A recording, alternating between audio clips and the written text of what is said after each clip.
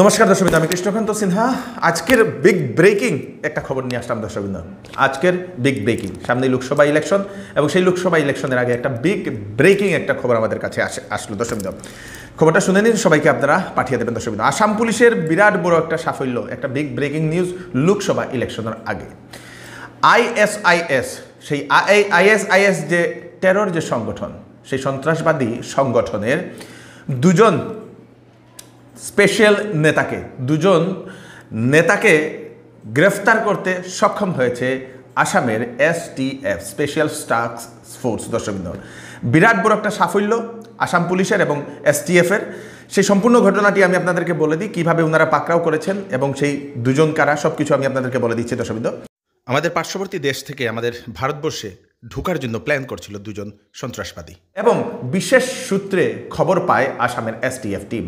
আসামের STF team বিশেষ সূত্রে খবর পায় যে ধুবড়ি হয়ে আমাদের আসামে ঢুকবে, এখানে সন্ত্রাসবাদী কার্যকলাপ করার জন্য। সামনে লোকসভা ইলেকশন, তার জন্যই হতে পারে বলে এরকম সন্দেহ করা হচ্ছে দর্শকবৃন্দ।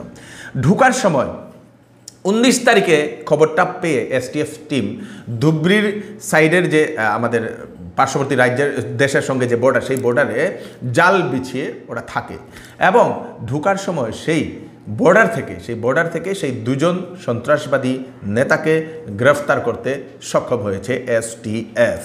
ঢুকার সময় দর্শক, STF team under Shri Parthasarathi Mahanta IPS, উনার নেতৃত্বে সেই টিমে এই জালটা বিছিয়ে সেই দুজন আইএসআইএস এর নেতাকে গ্রেফতার করতে সক্ষম হয়েছে, এবং বিরাট বড় একটা সাফল্য।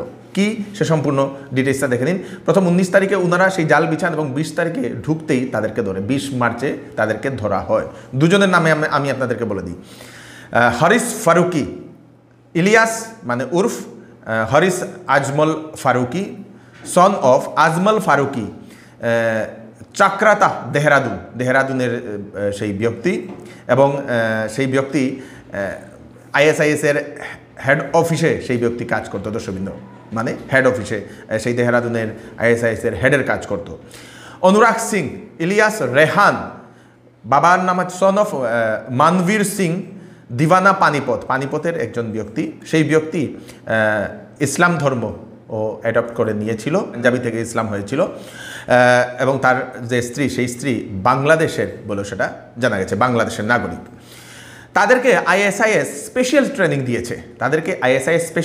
দিয়েছে। কিসের জন্য ট্রেনিং দিয়েছে? ভারতে রিক্রুটমেন্ট করা, আইএসআইএসে রিক্রুটমেন্ট করা, মানুষদেরকে বুঝিয়ে প্রলোভন দেখিয়ে রিক্রুটমেন্ট করা, তারপরে আপনাদের স্পেশাল টেরর ফান্ডিং কার কাছ থেকে নেওয়া, এইগুলো ফান্ডিং করা, এইগুলোর জন্য তাদেরকে ট্রেনিং দেওয়া হয়েছে। টেরর অ্যাক্ট, মানে সন্ত্রাসবাদী কার্যকলাপ করা বা বাড়ানোর জন্য, আমাদের এদিকে ভারতবর্ষে বাড়ানোর জন্য তাদেরকে আইএসআইএস স্পেশাল ট্রেনিং দিয়েছে দর্শকবৃন্দ।